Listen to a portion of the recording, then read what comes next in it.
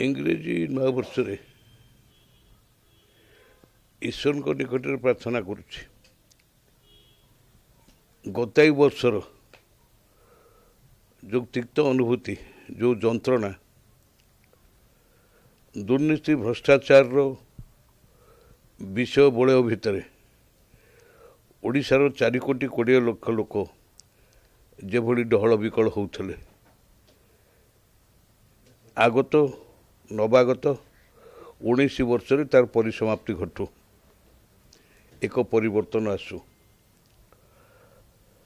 सारा राज्यर लोके 19 वर्ष एक परिवर्तन प्रत्याशा करती एक बहुत प्रमाणित होती मोर अनुभूति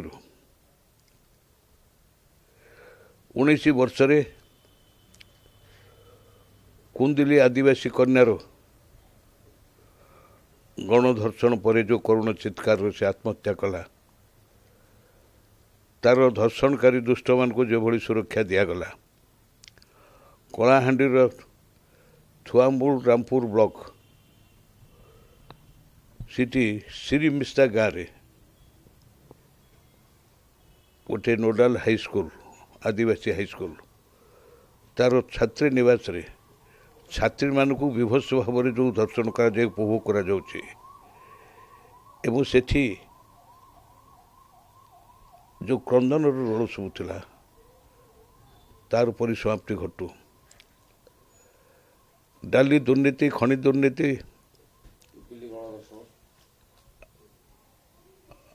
जो सब दुर्नीति घटुला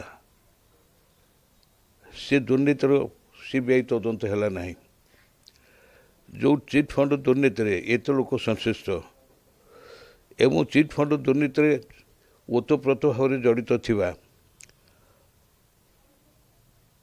शासक दलर कर्मी नेता विधायक मंत्री जो भली छंदी रही एवं नवीन पट्टनायक चारिकटे घूरी बुलूं तार पर्दाफाश हो 19 वर्ष ईश्वर प्रार्थना जे दुर्नीति भ्रष्टाचार विषय बड़ भितर ये जनसाधारण को से मुक्त करंतु 19 मसीहा तार शुभंकर हो राजनीतिक चैलेंज मु चैलेंज करिया किए मु गोटे व्यक्ति मात्र मोर अनुभव जहाँ मोर शिक्षा जहाँ स्वर्गत विजु पट्टनायक छत्र छाया तले रही तांकर आत्मा को मन को मुझे जाना पाई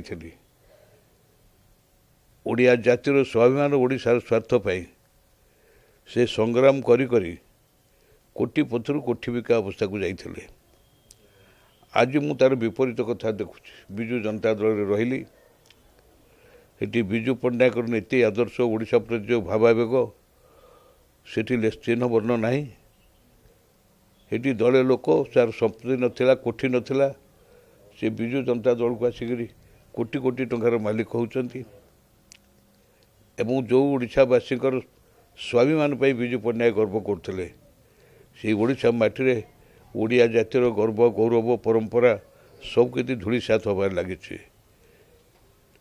से क्षेत्र में मोर व्यक्तिगत अभियान कौन हम मोर व्यक्तिगत अभिज्ञान को अभिज्ञता को विजु जनता दल में थी शासन में थी जहाँ लोकों पाखे मु अवश्य पहुँचेबी लोके जहाँ विचार करेंगे ताही निष्पत्ति हम मोर व्यक्तिगत भाव में किसी कर ना नवीन बाबू मते क्षमा करेंगे ये अधिकार देला किए हाँ मु तो तांकर शिष्य नुह कि तांकर पुत्र नुह कि दोष कर मुठू बयस बड़ स्वर्गत पिता मु जड़े अंतर्ग लोक थी मु कौन सी दोष न करी से बहिष्कार कर सी मते क्षमा मागे ना मते क्षमा करदे आपणकर तर्जमा पे मु धन्यवाद देली आगुरी थर तर्जमा करते मुझे देखी आज मत देखी मत कौन से क्षमा कर बुझीपारनी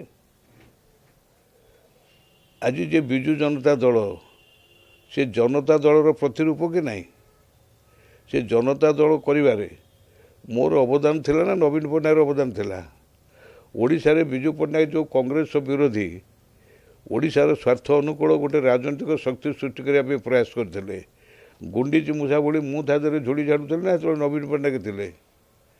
ନବୀନ ପଟ୍ଟନାୟକ ସେ ଯେଉଁ ପ୍ରାସାଦ ତିଆରି କରିକି ଯାଇଥିଲେ ବିଜୁ ବାବୁ, ନବୀନ ବାବୁ ତାରି ଭିତରେ ଅୟସ କରୁଛନ୍ତି ନା। ଆଉ ସିଏ କ'ଣ ମୋତେ କ୍ଷମା କରିବେ? ସେ ଆପଣମାନେ କେତେ ଲୋକ କହୁଥିବେ ନା, ଲୋକ ମୋତେ ବିଭ୍ରାନ୍ତ କରିବା ପାଇଁ ଆଉ କିଏ କାହିଁ କହିବ? ମୁଁ ପୁରା ଆଜି 2-3 ଦିନ ତଳେ ଯାଇକରି କଳାହାଣ୍ଡି ବଲାଙ୍ଗୀର ବୁଲୁଥିଲି। ତେଣୁ ମୁଁ ତ ସେଠି କହୁଛି, ଲୋକ ଆଗ୍ରହ ସହିତ ମୋ କଥା ଶୁଣୁଛନ୍ତି ଏବଂ କହୁଛନ୍ତି ଶୀଘ୍ର ଏ ଭ୍ରଷ୍ଟାଚାରୀ ଶାସନର ପରିସମାପ୍ତି ଘଟି ଏକ ନୂଆ ପରିବର୍ତ୍ତନ ଆସୁ। ଲୋକେ କହୁଛନ୍ତି, ମୋତେ ବରଂ କହୁଛନ୍ତି ଆପଣ ପରିବର୍ତ୍ତନ। ମୁଁ ତାଙ୍କୁ କହୁଛି ମୁଁ ବ୍ୟକ୍ତି ଭାବରେ ଆଣିପାରିବି ନାହିଁ। ସମ୍ମିଳିତ ସ୍ୱର ଉଠିଲେ ଯାଇ ହେବ। ଯେଉଁମାନେ ବିଜୁ ପଟ୍ଟନାୟକଙ୍କର ଅନୁଗତ ଲୋକ, ଯେଉଁମାନଙ୍କୁ ଦଳରୁ ବହିଷ୍କାର କରାଯାଇଛି ବିନା କାରଣରେ, ସେମାନେ ଆସନ୍ତୁ, ଏକଜୁଟ ହୁଅନ୍ତୁ। ଆମେ ନିଶ୍ଚିତ ଦୁର୍ନୀତି ଭ୍ରଷ୍ଟାଚାରର ବିଲୋପ ସାଧନ କରିପାରିବା। ଲୋକଙ୍କୁ ଆମେ ଏକ ସୁସ୍ଥ ଶାସନ ଦେଇପାରିବା। ଆଉ ସେ ସମସ୍ତେ ଯଦି ଏକାକାର ନ ହେବେ, ମୁଁ ବ୍ୟକ୍ତିଗତ ଭାବରେ ଏକାଠିଆ କ'ଣ କରିବି? ଏକାଠିଆ ମୁଁ କେବଳ ଜନସାଧାରଣଙ୍କୁ କହିବି, ସଚେତନ ହେବାକୁ ଅନୁରୋଧ କରିବି। ସେଇମାନେ ଯଦି ସଚେତନ ହୁଅନ୍ତି ତାହେଲେ କଳା ବାଦଲ ନିଶ୍ଚୟ ଘୁଞ୍ଚିବ, ଯେମିତି ଛତିଶଗଡ଼ରେ ଘୁଞ୍ଚିଗଲା। କଳା ବାଦଲ ବୋଲି ଇଏ ଗୋଟେ ଉପମା। କଳା ବାଦଲ କାହାକୁ ବ୍ୟକ୍ତିଗତ ଭାବରେ ମୁଁ କହୁନି, ଯେଉଁଟାଠୁ ଶୁଣିକିରି ଗଲା ପରେ ଆପଣ କହିଥାନ୍ତେ ମୁଁ ଜାଣିଛି। କଳା ବାଦଲ ହେଉଛି ଅଶୁଭ, ସେଥିପାଇଁ କଳା ବାଦଲ କୁହାଯାଏ। ଯେତେବେଳେ ଗୋଟେ ଦୁଃଖଦ ଘଟଣା କିଛି ଘଟେ, ଅତ୍ୟାଚାରିତ ହୁଏ, କଳା ବାଦଲ କୁହାଯାଏ। ମୁଁ ସେଥିପାଇଁ କହୁଛି ବର୍ତ୍ତମାନର ଶାସନ ଓଡ଼ିଶାବାସୀଙ୍କ ମୁଣ୍ଡ ଉପରେ ଏକ କଳା ବାଦଲ ଭଳି ଘେରିକିରି ରହିଛି। ବର୍ତ୍ତମାନର ଶାସନ, ଭ୍ରଷ୍ଟାଚାରର ଶାସନ ଓଡ଼ିଶାବାସୀକି ଅତିଷ୍ଠ କରୁଛି, ସିଏ ଏକ କଳା ବାଦଲ। ଏହିସବୁ ଯେଉଁ ଅଘଟଣ ଘଟିକି ଯେଉଁ କଳା ବାଦଲ ସବୁ ସୃଷ୍ଟି ହେଇଛି, ସେମାନେ ସବୁ କଳା ବାଦଲ ଗୁଡ଼ିକ ଅପସାରିତ ହେଇଯାଉ, ପୁଣି ଓଡ଼ିଶା ଆଲୋକିତ ହେଉ, ଲୋକମାନେ ସ୍ୱଚ୍ଛନ୍ଦରେ ବାସ କରନ୍ତୁ। ଯଦି ମିଳିବ, ଆପଣ ଯଦି କଥାବାର୍ତ୍ତା କରିଛନ୍ତି, ଆପଣ ତା ସାଙ୍ଗରେ ଟିକେ ଯିବେ ଭୋଟ ପ୍ରଚାର କରିବେ, ମୁଁ ମନା କରୁଛି।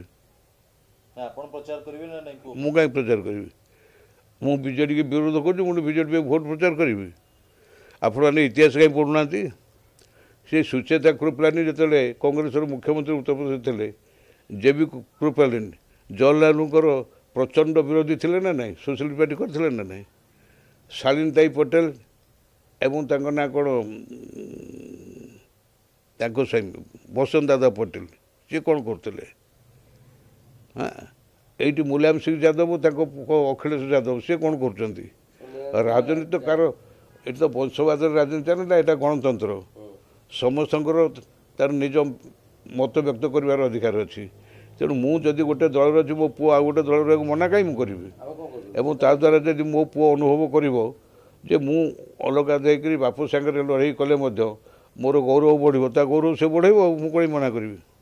କିଏ କାହାର ପକ୍ଷ ଛେଦ କରି ମୁଁ କାହିଁ ତା ଦେହରେ ବୁଝିବି?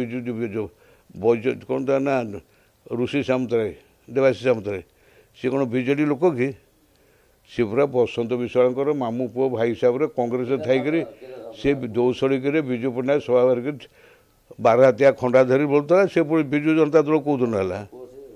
ତା ବେପାର ପାଇଁ ସେ ରାଜନୀତି କରେ। ଆଉ ନବୀନ ପଟ୍ଟନାୟକ କ'ଣ ତାଠୁ ସୁଖ ପାଆନ୍ତି ଜାଣିଥିବେ, ତାକୁ ପାଖରେ ବସେଇକି ତାର କଥାରେ ଚାଲିଛନ୍ତି। ଆଉ ବିଜୁ ଜନତା ଦଳର ନେତା ବୋଲି କହୁଛନ୍ତି, ସେ ନେତା କିଏ? ସେ ନେତାମାନେ ପୁରା ଅଧ ଡଜନ ମନ୍ତ୍ରୀ ପ୍ରତି 4 ଦିନେ ଦେବାଶିଷ ସାମନ୍ତରାୟକୁ ନେଇକି ଯାଉଛନ୍ତି ପାରାଦ୍ୱୀପ ନିର୍ବାଚନ ମଣ୍ଡଳୀକି।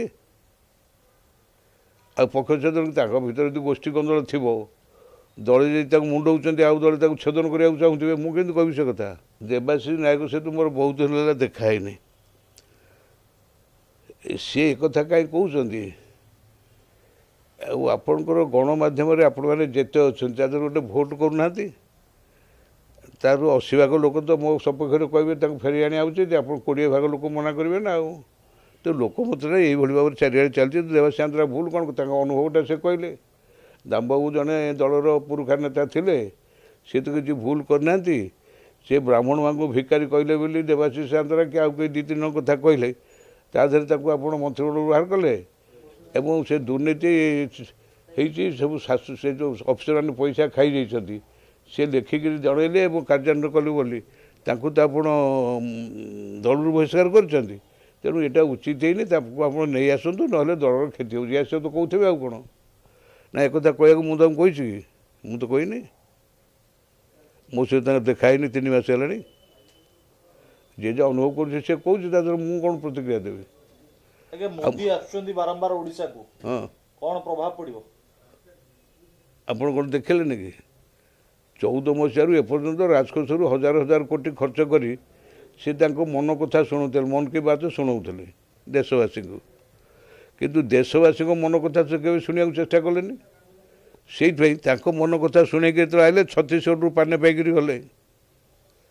ସେଠି ଓଡ଼ିଶାରେ 14 ମସିହା ପୂର୍ବରୁ ଆସିଥିଲେ, କହିଲେ 7 लाख लोग मेरा राज्य में रोजगार बनाते हैं, यहाँ पीने का पानी मिलते नहीं, नवीन पटनायक में इंडिका कार में बैठा दूंगा, मेरा पानी पाइप में घुसा दूंगा कही नଥିଲେ।